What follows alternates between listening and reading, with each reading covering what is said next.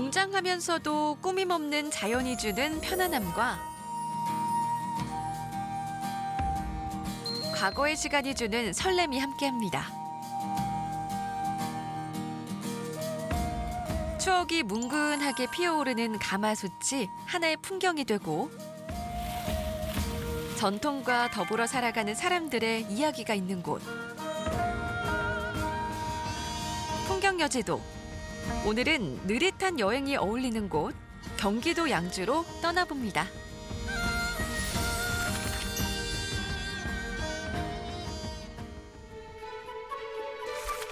명산으로 둘러싸인 산간 분지 형태의 양주. 그중 하나인 계명산 계곡을 따라 들어가면 잎을 다 떨군 앙상한 겨울 나무들 사이로 여전한 푸르름이 반겨주는 이곳. 바로 장흥 자생수목원인데요. 경사진 산길에 위치해 있어서 마치 등산을 하듯 오솔길을 오르며 숲과 함께 호흡할 수 있습니다.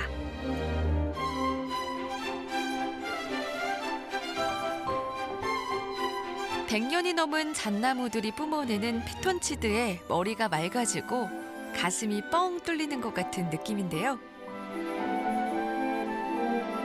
가만히 어깨를 맞댄 채 자리를 지키고 있는 나무들과 얼굴을 마주하면 저절로 마음이 치유되는 듯합니다.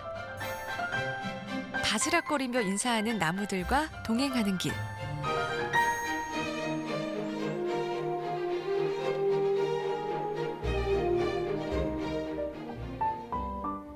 황량한 겨울을 이겨내며 봄이 오기를 기다리는 철쭉들도 꽃망울을 틔울 준비를 하며 군락을 형성하고 있습니다. 아직은 줄기만 남아 쓸쓸해 보이지만 꽃과 잎에 가려져 보이지 않았던 모습조차 고즈넉한 운치를 자랑하는데요. 작은 동산에 걸려있는 구름다리가 수묵화의 물감을 떨어뜨린 듯 매력적인 풍경을 연출합니다.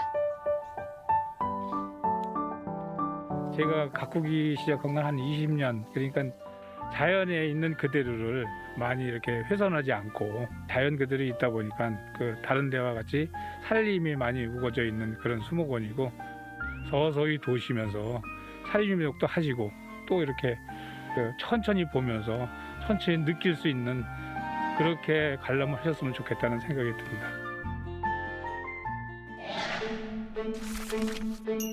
장흥에는 자연만 그대로 머물러 있는 게 아닙니다. 시간 역시 그대로 멈춘 듯한 이곳. 청암 민속박물관은 들어서는 입구부터 옛 추억을 소환합니다. 어린 시절을 종착역 삼아 철길을 따라 가다 보면 멈춰선 기차를 만날 수 있는데요. 직접 진짜 다니던 기차예요.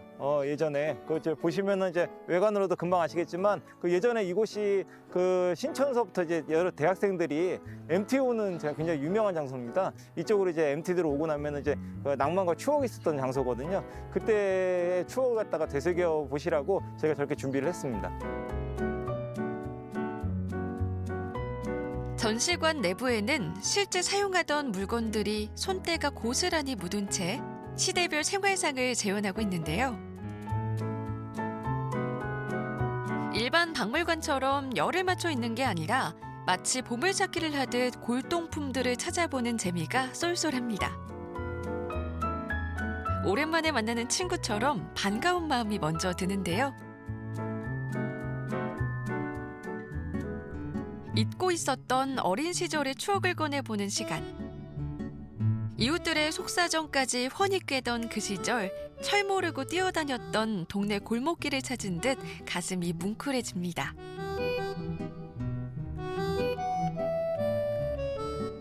팥이 가득 든 찐빵 하나를 사들고 누볐던 옛 청계천 거리를 다시 한번 걸어보는데요. 엄마 눈을 피해 드나들던 만화방과 신명나는 가위 소리에 더 달콤하게 느껴졌던 엿가락. 겨울이면 도시락을 올려놓던 교실 속 난로까지 예전 모습 그대로입니다. 오히려 이곳 갖다 찾아오신 분들이 정말 장소가 좋다. 저희 그 정말 추억의 장소다라고 얘기를 하셔서 예전서부터 당신들 그 식구들이나 아니면 집안에서 대대로 그 이어져 내려오던 물건들 갖다가 여기 기증하신 물품들이 많아요. 소품 하나하나 그냥 지나칠 수 없는 건 지나간 청춘이 마냥 그립고 또 소중하기 때문일 겁니다.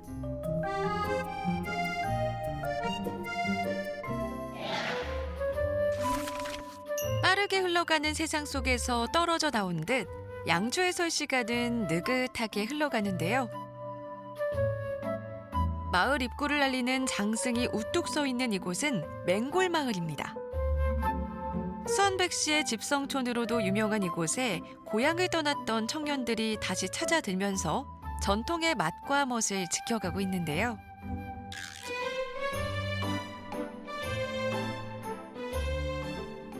일반인들도 이곳에서 도자기를 빚고 전통 장을 만드는 체험을 할 수 있습니다. 마당 가득 체험자들이 직접 담근 된장과 고추장이 익어가고 그 재료가 되는 메주가 구수한 향을 풍기고 있는데요.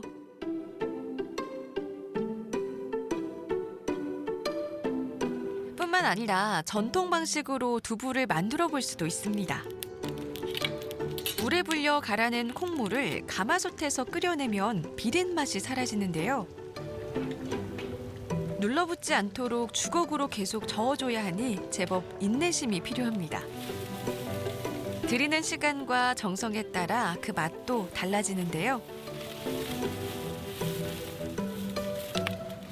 볏짚으로 세심하게 아궁이에 불을 조절해가며 끓여내는 콩물. 몽글몽글 거품이 부풀어 오르면 다른 그릇에 옮겨 담아 온도를 낮춰줍니다. 김을 빼주고 간수를 넣어야 더 맛있는 두부가 탄생하기 때문인데요. 콩에 단백질을 응고시켜주는 간수를 넣으면 어느새 콩물이 뭉쳐서 두부의 모양이 잡혀가기 시작합니다. 탱글탱글한 순두부. 그냥 먹어도 맛있겠지만 틀에 넣어 눌러줘야 비로소 완전한 두부의 형태를 갖추게 되는데요.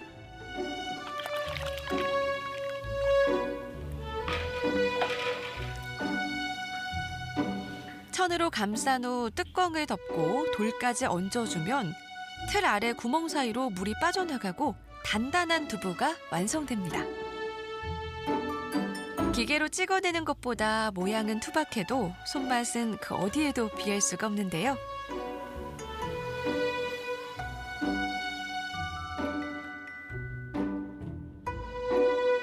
전통 방식으로 빚어낸 건강한 맛.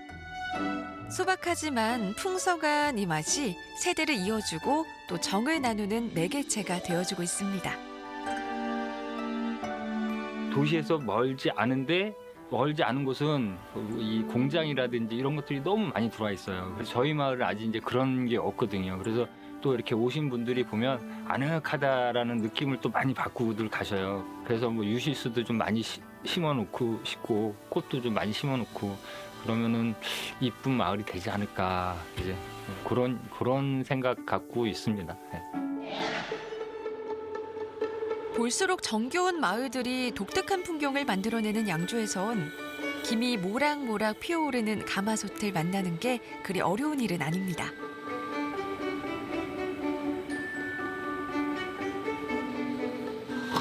장터 골목에서 빠지지 않는 별미, 곰탕이 무쇠솥에서 펄펄 끓고 있는데요. 8시간을 꼬박 끓여야 하기 때문에 솥도 나눠서 사용합니다.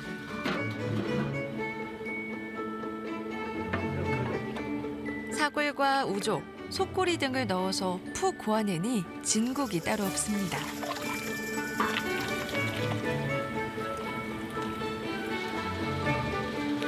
체에 걸러 불순물과 기름기를 제거해주면 더 맑은 국물을 얻을 수 있는데요.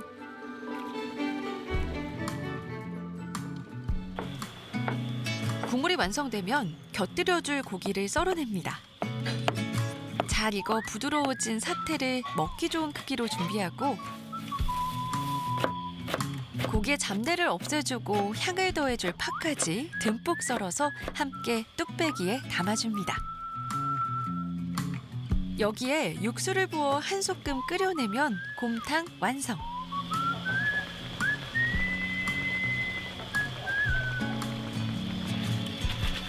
그리고 이곳의 또 다른 별미, 갈비살과 앞다리살을 섞어 두툼하게 빚은 수제 떡갈비까지 단장을 마칩니다.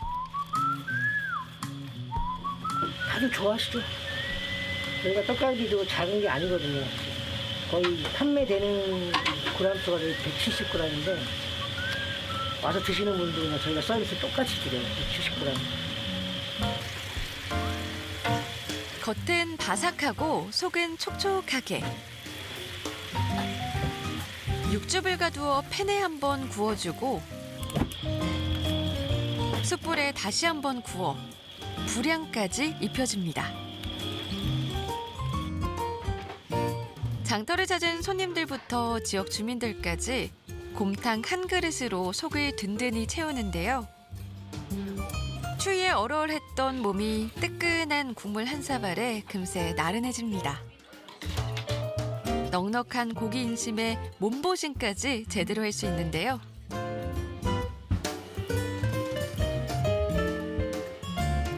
몸이 좀 허하거나 좀 뭐 어머니도 생각날 때가 있거든요. 추운 겨울이면 따뜻한 국밥 이런 거 해주실 때. 그래서 곰탕을 먹으면 몸이 좀 개운하고 땀 한번 쭉 빼고 나면 기력이 회복되는 것 같아서 너무 자주 옵니다. 끈적하게 입에 달라붙는 진한 국물이 담백함과 감칠맛을 선물해주는 곰탕. 그 따뜻함에 마음까지 포근해집니다.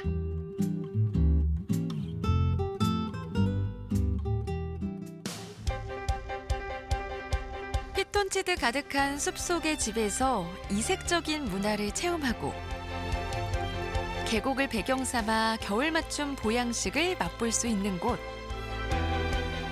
화려했던 왕실 불교의 기억만이 머무는 텅 빈 절터와 이제는 기차 대신 바람만 오고 가는 간이역에서 시간 여행을 즐길 수 있는 곳.